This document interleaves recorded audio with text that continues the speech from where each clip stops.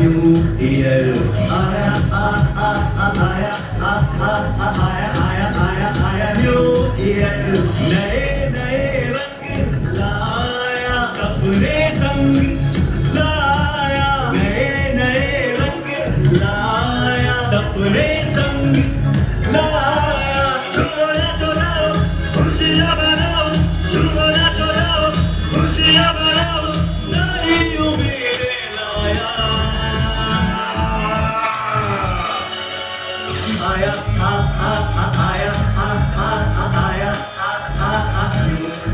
विक्रम बेटा विक्रम आया दादाजी। क्या कर रहे थे बेटा? नया साल मना रहा था दादाजी। तुम्हें क्या लगता है नया साल आज से शुरू हो रहा है? अरे दादाजी, आज ही से तो शुरू हो रहा है, यही तो सच है। ये सच नहीं है बेटा। ये जो नया साल आज पूरी दुनिया में मनाया जाता है, हमारा नया वर्ष उससे भी पुराना है। अंग्रेजी कैलेंडर तो भारतीय कैलेंडर के 57 वर्ष बाद बना है। तो हम लोग अपना नया साल क्यों नहीं मनाते? मनाते तो हैं, लेकिन इस तरह के शोर शराबे से नहीं। हमारा नया साल तो ईश्वर की आराधना से शुरू होता है, चैत्र की पहली नवरात्रि में। हमारे नए साल के बारे में कुछ और बताइए ना दादाजी। हाँ, उसके लिए तुम्हें एक कहानी सुननी होगी। कौन सी कहानी दादाजी? संसार के सबसे महान राजा की कहानी, राजा विक्रमादित्य की कहानी।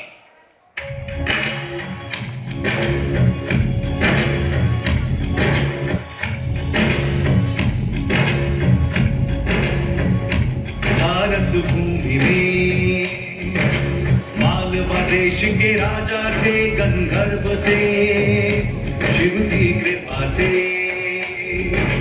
बालक उनके जन्मा विक्रम से।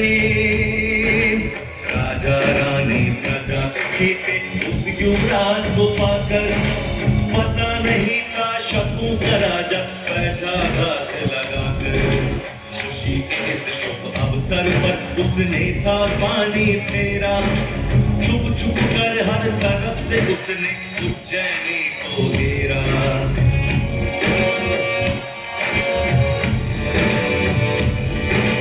रानी और बालक विक्रम को गुप्त मार्ग से भेजा। गंधर्व सेन ने संकट क्षण पत्थर का किया कलेजा। चकना जाने पान और गंधर्व सेन का घमासान, चोर लुटेरे जीत गए ये मातृभूमि का तापमान। चोर लुटेरे जीत गए ये मातृभूमि का तापमान।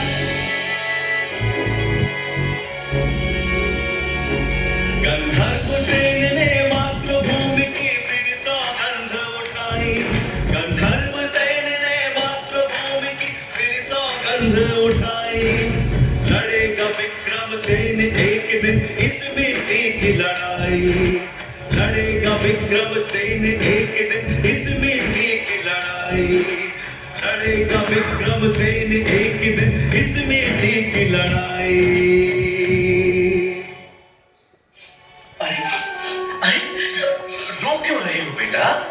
दादाजी, मुझे ये कहानी अच्छी नहीं लगी। क्यों? क्योंकि इसमें नापान धोखे से जीत गया। जीतना गंधर्व सेन को चाहिए था, लेकिन वो तो लड़ाई छोड़कर चले गए। गंधर्व सेन गए क्योंकि उन्हें अपने सैनिकों और जनता की रक्षा करनी थी। उस समय शब्द इतने ताकतवर थे कि उनसे जीतना बहुत मुश्किल था बेटा। और जितने दिन लड़ाई चलती उतना ही राज्य का नुकसान होता। इसलिए उस वक्त उन्हें लड़ाई बीच में छोड़नी पड़ी। पर विक्रम सेन के पापा तो हार गए ना। हाँ, ये तो बुरा हुआ, लेकिन अंत भला तो सब भला। कहानी के अंत में तो विक्रम ही जीतेगा। मैं जीतूंगा।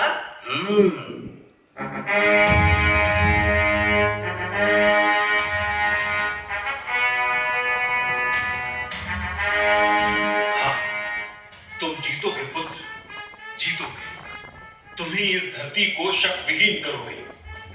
अगर मेहपान ठीक से शासन चलाता तो मैं कभी राज्य की कामना नहीं करता, किंतु जनता ही उससे परेशान है। जनता के कष्ट हरना ही मेरा परम धर्म है। मां, जब तक भारत भूमि को शकों से मुक्त न करा दूं, तब तक अन्न का एक दाना भी ग्रहण नहीं करूंगा। बेटा, तेरे विचार ठीक हैं, परंतु अन्न त्याग का हठ ठीक नहीं। हाँ युवराज, रानी जी ठीक कह रही है। आपकी तरह मैं भी बेचैन हूं अपनी मातृभूमि की मुक्ति के लिए। 20 वर्ष की प्रतीक्षा कम नहीं होती। इन 20 वर्षों में जनता ने बड़े कष्ट सहे। मालवा के महाराज और महारानी को छुप छुप कर वनों में रहना पड़ा। हम सब आपके बड़े होने की प्रतीक्षा कर रहे थे।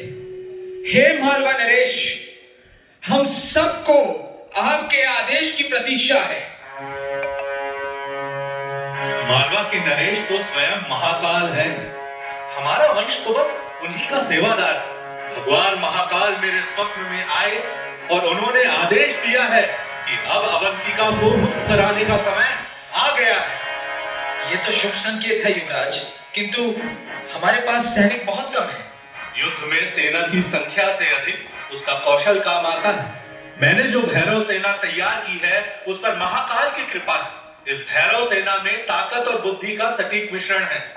हमें नहपान की सेनाओं की रसद रोकनी होगी। रसद की कमी से वो आपस में ही कट मरेंगे और सही अवसर देखकर हम आक्रमण करेंगे।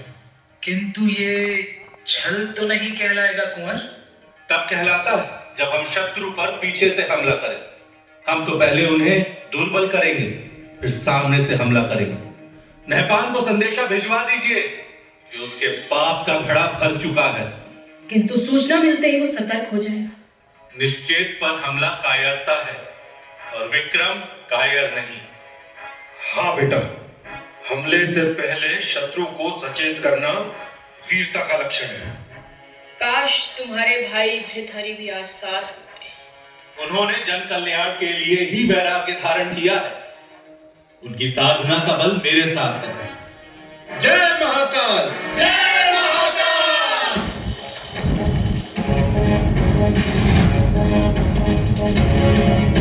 फिर मातृभूमि के सम्मान में विक्रम ने नहपान से घमासान युद्ध लड़ा और मालवा भूमि को शक वंश से मुक्ति दिलाई।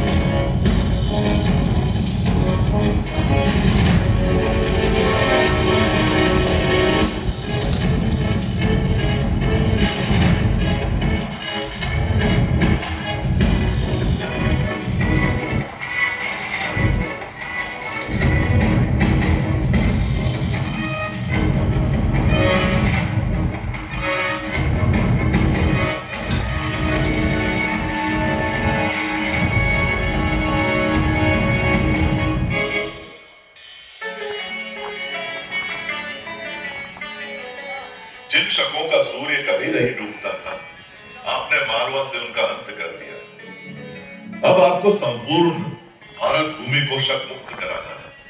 आपका पराक्रम भगवान सूर्य जैसा है, इसलिए अब से संसार आपको विक्रमसेन नहीं, विक्रमादित्य के नाम से जानेगा। महाराज विक्रमादित्य की जय हो। मालवा नरेश विक्रमादित्य की जय हो।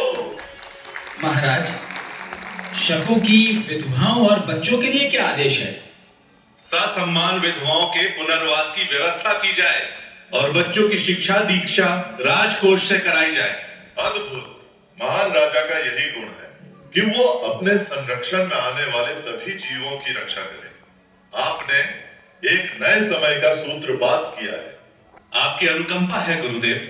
अवश्य ही ये समय अपनी जड़ों की ओर लौटने का है, वैदिक परंपराओं की पुनर्स्थापना का है। कुलदेवी हरसिद्धि की कृपा से मैंने अपने नवरत्न पहचान लिए हैं। इन नवरत्नों की सहायता से मैं इस राज्य का संचालन करूंगा। धन्वंतरी, शपनक, अमर सिंह, वास्तुकार शंकु, कालिदास, वेताल भट्ट, वररुचि, खटखपर और वराह मिहिर जैसे विद्वानों के नेतृत्व में यह राज्य 10 दिशाओं में प्रगति करेगा। जैसे ब्रह्मांड की शोभा नवग्रह से होती है, वैसे ही मालवा के यह नवरत्न मिलकर राज्य का वैभव बढ़ाएंगे। साथ ही धूर्त शिरोमणि मूलदेव और आचार्य व्याड़ी को भी मैं अपने रत्नों में शामिल करना चाहता हूं। पुत्र, राजा के विचार दल में धूर्त मूलदेव का क्या काम? विद्वानों को शामिल करना तो समझ आता है, किंतु धूर्त शिरोमणि को कौन राजा अपने पास आने देता है? धूर्तों को हराने के लिए क्या सरल और निष्कपट विद्वान सलाह दे पाएंगे? भारत भूमि पर शकों का वृहद साम्राज्य है। अगर हमें उन्हें इस धरती से खदेड़ना है तो इनकी धूर्तताओं को समझना होगा। मुझे लगता है इन मामलों में मूलदेव की सलाहें बहुत काम आ सकती हैं। अद्भुत! धरती के इतिहास में ऐसी समृद्ध सोच किसी राजा की ना देखी ना सुनी। आचार्य व्याड़ी भले ही स्वर्ण बनाने में अब तक असफल रहे हैं, किंतु वो लगनशील हैं। आज नहीं तो कल अवश्य सफल होंगे। बार बार असफलताओं के बाद भी उनका विश्वास स्वयं से टिका नहीं है। ऐसा विद्वान अवश्य ही राज्य के लिए उपयोगी साबित होगा। गुरु का आश्वासन मिल गया, अब मैं निश्चिंत हूं। श्रीमान कालिदास, आपसे आग्रह है कि अपने साहित्य को जन सुलभ बनाने की दिशा में कार्य करें। अन्य सभी नवरत्नों से आग्रह करता हूं कि ज्ञान, विज्ञान, भाषा और वैदिक रीति के प्रसार की दिशा में कार्य करें। जैसी आज्ञा महाराज। गुरुदेव, एक विचार मेरे मन में उमड़ रहा है, यदि आपकी आज्ञा हो तो कहूं। आदेश करें महाराज। मुझे देश में एक नए पंचांग की आवश्यकता महसूस हो रही है। क्या हम मालवा को समय गणना का वैश्विक केंद्र बना सकते हैं? साधु साधु, बहुत उत्तम विचार है महाराज। जैसी आज्ञा गुरुदेव। श्रीमान वराह मिहिर, मैं आपको एक बड़ा दायित्व सौंप रहा हूं। आप खगोल और ज्योतिष के ज्ञाता हैं। हमारे भारत में अब तक पूर्ण रूप से प्रामाणिक और वैज्ञानिक पंचांग नहीं है, जिसके कारण सदा ही जनता में शुभ और अशुभ मुहूर्तों के संबंध में भ्रम की स्थिति बनती है। आप काल गणना की नई व्यवस्था तैयार करिए जो वैदिक परंपराओं पर आधारित हो और पूर्ण रूप से वैज्ञानिक हो। आपकी आज्ञा शिरोधार्य है महाराज, किंतु आपके मार्गदर्शन के बिना मेरे लिए ये कर पाना संभव न होगा। आप स्वयं सभी विषयों के ज्ञाता हैं। इस दिशा में आप आगे आगे चलें और मैं आपका सहगामी रहूंगा। आप ही इस विक्रम संवत के प्रणेता हैं। विक्रम संवत? विक्रम संवत! विक्रम संवत! जैसी सभासदों की इच्छा। आज चैत्र नवरात्रि का पहला दिन है। आज से ही विक्रम संवत की गणना आरंभ करेंगे तो माता हरसिद्धि की कृपा हम सब पर बनी रहेगी।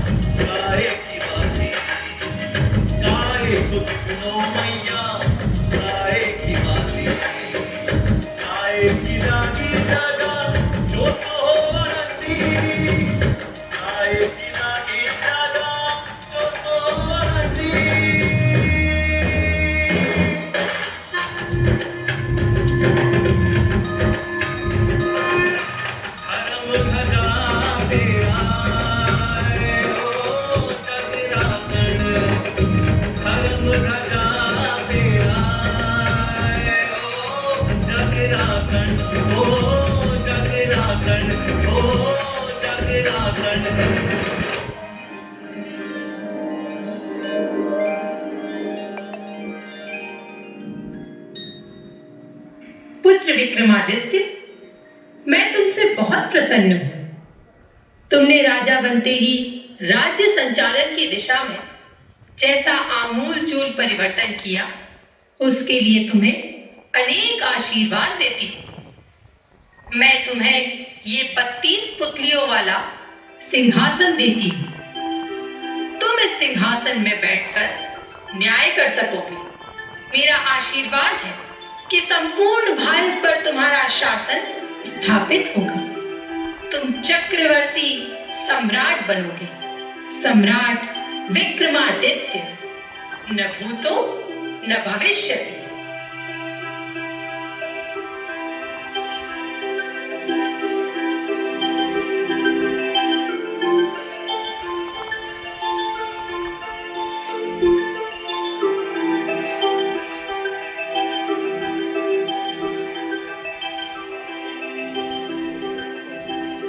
ओह, तो आपने इसीलिए मेरा नाम विक्रम रखा था, ताकि मैं भी उनकी तरह महान बन सकूं।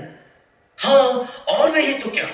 जानते हो बेटा, उनके बाद 14 ऐसे राजा हुए जिन्हें विक्रमादित्य कहा गया। विक्रमादित्य की प्रसिद्धि के बाद उन महान राजाओं को विक्रमादित्य की उपाधि दी जाने लगी। क्या पता कल को तुम भी विक्रमादित्य कहलाओ। उनकी महानता की और कहानियां बताइए ना दादाजी। हाँ हाँ, क्यों नहीं। उनकी महानता पर जितना कहो उतना ही कम है बेटा। उनका शासन सिर्फ भारत में नहीं, आज के अरब, ईरान, इराक और मिस्र तक फैला हुआ था। और उन्होंने कश्मीर के राजा की मृत्यु के बाद संकट में पड़े राज्य में सुशासन स्थापित किया। जानते हो बेटा, उन्होंने गांधार प्रांतों को शिक्षित करने के लिए वहां भी वेधशालाएं बनवाई। उनके सद्गुणों की चर्चा अनेक भाषाओं के ग्रंथों में मिलती है।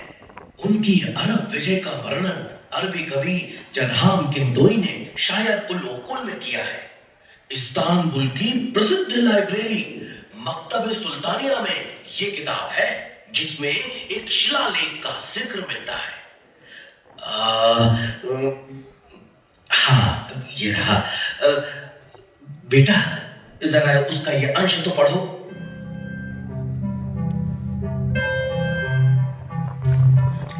वे लोग भाग्यशाली थे जो विक्रमादित्य के समय में जन्मे, उन्हीं के शासन में जीवन बिताया। वह एक दयालु, उदार और कर्तव्यनिष्ठ राजा था, जो हर एक व्यक्ति के कल्याण के बारे में सोचता था। उसने अपने पवित्र धर्म को हमारे बीच फैलाया। हिंदुस्तान के सूर्य से भी तेज विद्वानों को विक्रम ने उनके बीच भेजा, ताकि ज्ञान का उजाला उस तरफ भी फैल सके। दादाजी, मुझे विक्रमादित्य की और कहानी सुनाइए ना।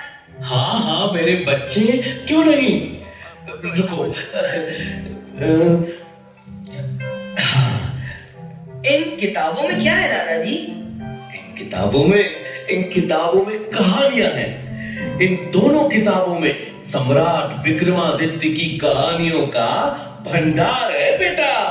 एक है सिंहासन बत्ती सी और दूसरी बेताल बच्ची सी।